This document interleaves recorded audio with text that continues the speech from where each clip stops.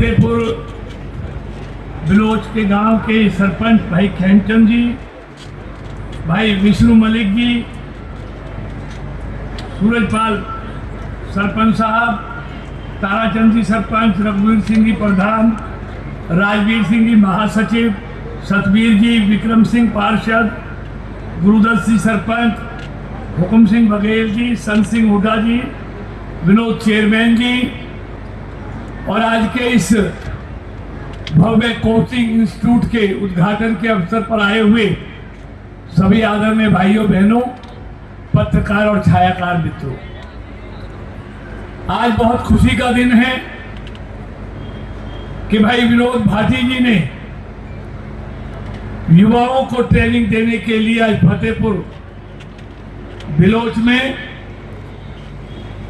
आज उनके लिए कोचिंग सेंटर का शुभारंभ किया है। आप सब जानते हैं ये भारत देश युवाओं का देश है।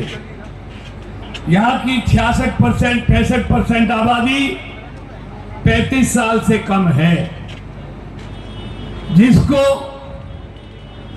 रोजगार की बहुत जरूरत है और उसके लिए कोचिंग देना, हाथ में हुनर देना, ये सब बहुत जरूरी है। और आदरणीय मोदी जी की सरकार ने भी इस देश के युवाओं को काबिल बनाने के लिए, हुनरमंद बनाने के लिए पहली बार देश में एक स्किल मंत्रालय अलग से खोला कि बच्चों को आज शिक्षा के साथ साथ हाथ में हुनर देने की जरूरत है, क्योंकि जब तक हाथ में हुनर नहीं होगा सबको सरकारी रोजगार नहीं मिल सकता, सबको सरकारी नौकरी नहीं मिल सकती। प्राइवेट सेक्टर में इतने अवसर हैं जहां बच्चे नौकरी पा सकते हैं, लेकिन वहां के लिए बड़ी बड़ी उद्योगों के लिए हाथ में हुनर होना चाहिए। अब आपको खुशी होनी चाहिए, देश का पहली यूनिवर्सिटी, स्किल यूनिवर्सिटी हमने 1000 करोड़ की लागत से दुधौला में स्थापित की, जिसमें 15,000 बच्चे हर साल निकलकर रोजगार पा सकेंगे। और वहां से जो बच्चे पढ़कर निकलेंगे, ये 100% तय है, सबको रोजगार निश्चित तौर पे मिलेगा, क्योंकि हुनर वालों के लिए काम की कमी नहीं है।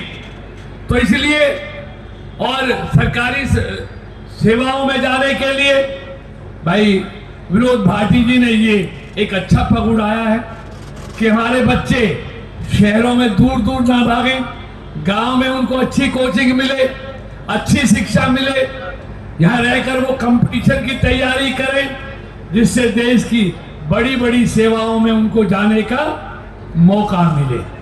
तो मैं उसके लिए शुभकामनाएं देता हूं। लेकिन आया हूं तो एक बात और कहना चाहता हूं।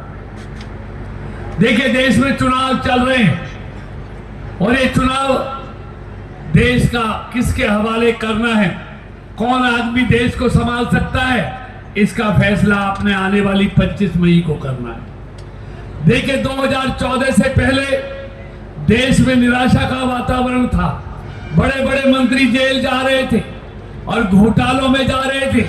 12 लाख करोड़ के घोटाले किए, जो पैसा देश के विकास पर खर्च होना चाहिए था वो उनकी जेबों में चला गया। दुनिया में भारत की प्रतिष्ठा गिर गई, दुनिया भारत को अच्छी नजरों से नहीं देखती थी। ऐसे में नरेंद्र मोदी एक उम्मीद की किरण बन के आए और लोगों ने उम्मीद के साथ नरेंद्र मोदी जी को देश की सत्ता सौंप दी।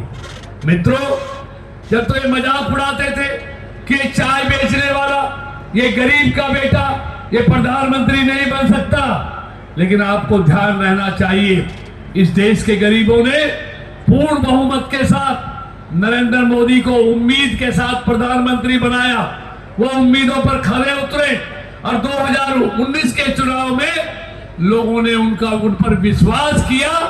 यानी पहला चुनाव उम्मीद का चुनाव, दूसरा चुनाव विश्वास का चुनाव।